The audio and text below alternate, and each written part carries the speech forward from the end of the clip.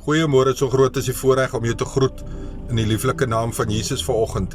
Ek het vanoggend 'n woord wat ek met jou wil deel en kom uit 1 Korintiërs 16 vers 13 wat sê: Wees waaksaam, wees manhaftig, staan vas in geloof en wees sterk. Die manhaftig is 'n Afrikaanse leenwoord uit die Nederduitse taal wat beteken in Engels be courageous. Ons moet manhaftig of courageous wees in ons geloof.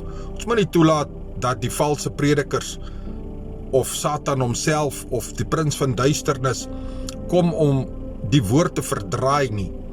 Ons moet die logos woord wat die geskrewe woord is, moet vir ons 'n woord word wat deur die Heilige Gees geïnspireer word. In ander woorde, dit moet 'n rema woord word in ons lewe.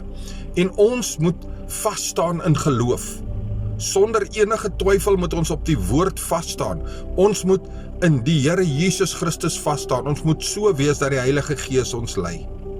Wees dan manhaftig en courageous in die naam van Jesus. Ek is pastoor Gary, 5 minute woordgroete, seëngroete en weet net, Jesus is baie lief vir u. Amen.